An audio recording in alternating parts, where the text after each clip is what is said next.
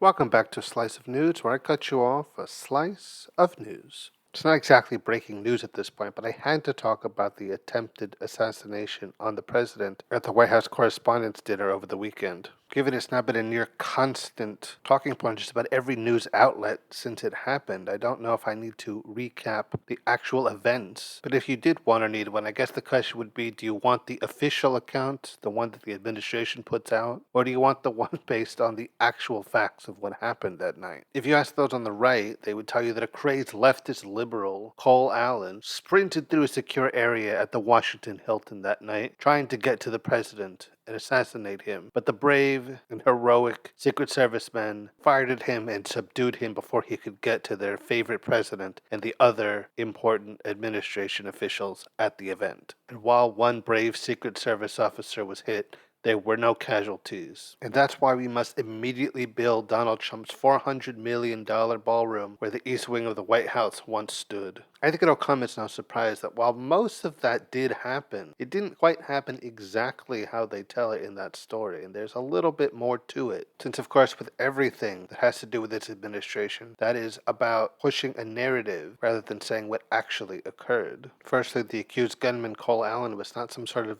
crazed leftist agitator. He's a man with a mechanical engineering degree from the California Institute of Technology, with no established political affiliation at all. And while it is true that Mr. Allen did run surprisingly fast through a secured area inside the Washington Hilton, it was not even on the level in where the event was being held. And while 5 shots were fired in the event of taking him down, none of them were from Mr. Allen. They were all from the Secret Service, including the one that hit one of the agents. The agent that was hit was thankfully wearing protective gear and was not injured. There were actually no injuries reported at all, which is surprising for an assassination attempt. Also, the Secret Service didn't so much take down Mr. Allen, and more, he tripped and fell, and they subdued him when he was already on the ground, which does make for a little bit less of a dramatic, heroic ending to that story. And of course, while all this chaos was going on above them, the administration officials down in the ballroom had their own experience and reaction to the events,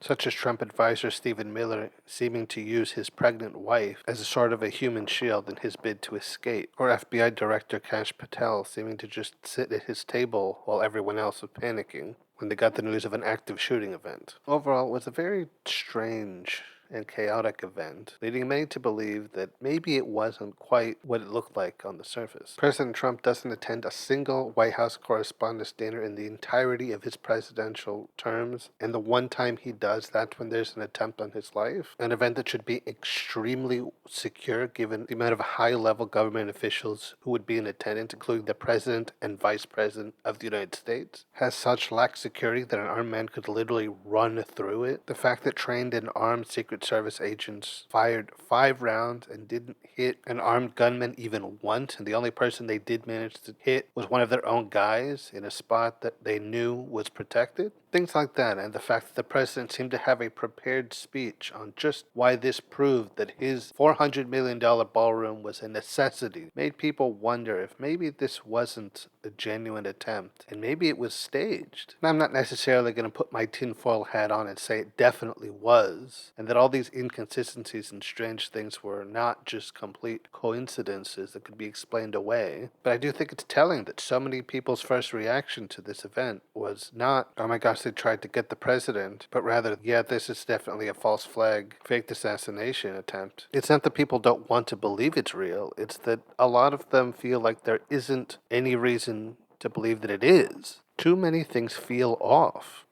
Is it a complete coincidence that this assassination attempt on the president is the exact same hotel where decades ago John Hinckley attempted to assassinate President Ronald Reagan? Maybe, but given how mythical and almost godlike Ronald Reagan is to conservatives, it stands to reason that if you're going to fake an assassination of a president, you would do it in the exact same place as another great conservative president, so that forever both of their names would be linked to the exact same place. Some might argue that that's so obvious, so on the nose, that there's no way they would do something like that. But given just how unbelievably gigantic Donald Trump's ego is, it doesn't seem improbable or even impossible. Many are still questioning the legitimacy of the attempt on the president's life back in 2024 in Butler, Pennsylvania. So the idea he'd try to pull the same grift twice certainly doesn't stretch credulity.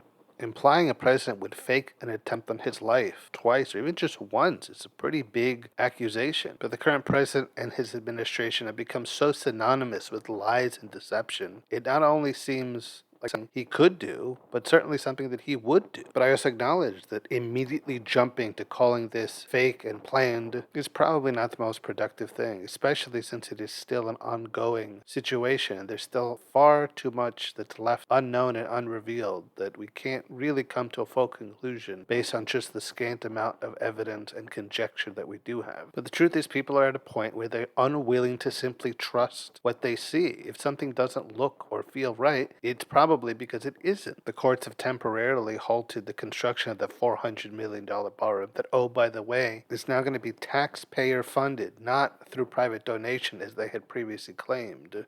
So how convenient that now we have an event that not only justifies the construction of it, but now can paint anyone opposed to it as being anti-security and protection of the president. Was the fact the president seemed to have all of his talking points on it prepared in advance, seemingly almost ready for this? A complete coincidence? Maybe. But with this president and this administration, I feel like there aren't really any coincidences. Things don't just go their way by chance. They make them go that way. And while I'm not 100% sure, I'm willing to jump immediately to this was without a doubt planned, without a doubt fake, false flag for sure, I do have to acknowledge that there's a lot of things that seem really suspicious. And the whole thing is definitely not as cut and dry as the administration is trying to paint it. And I certainly can't discount the possibility that it absolutely was a planned event and nobody in that ballroom was at any real, genuine risk of harm. It seems far too easy to fall into the grips of conspiracy and overanalyze everyone's seemingly odd behavior and responses as some sort of evidence of things clearly not being as they appear. But part of why it is because we have one of the least trustworthy, less believable administrations in American history. People love to say that George Bush did 9/11 and it was all an inside job, but it feels like if Donald Trump was president in 2001, he would have had the planes go directly into Trump Tower just so he could collect on the insurance and seem like a victim at the same time. We're living under dishonest and deceitful leadership, so that it doesn't seem improbable that they would stage an attempt on the president's life purely as a vehicle to get their way and to get their radically expensive ballroom built, despite the fact that there's been pushback from both sides of the political aisle on it. It feels almost easier to believe that it was fake than to believe that it wasn't. And when you really step back to think that so many are willing to believe that an attempt on a president's life was fake and planned, especially in a country with a history of numerous successful presidential assassinations, really goes to show you just how bad things are with the current president and his administration. He's so untrustworthy that even if this was a genuine attempt, nobody seems to want to believe it or feel like there's any reason that they should. If someone is shown to be a proven liar over and over and over, at a certain point, you just have to assume that everything they say must be a lie, no matter what it is.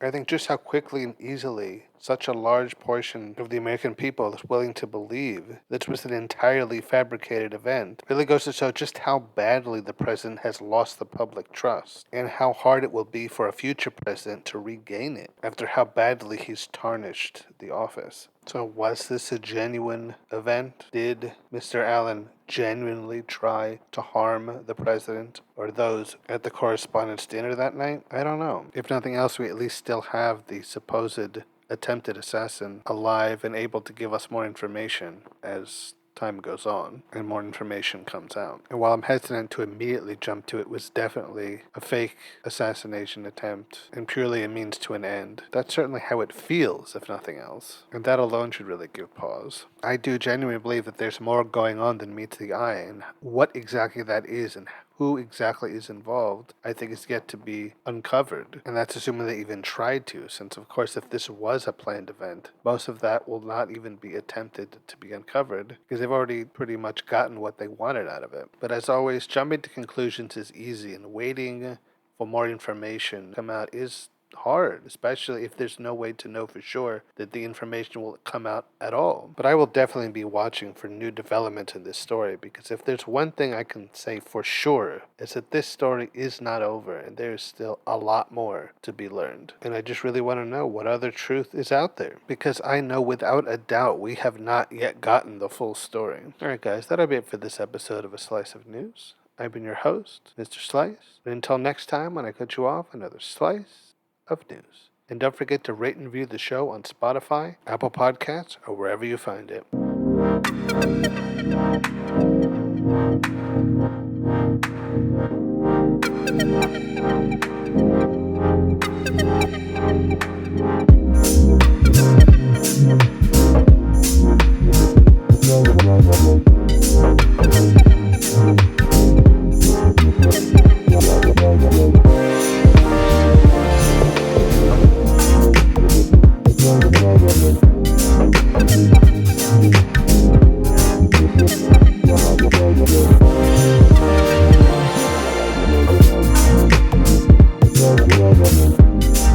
Thank you.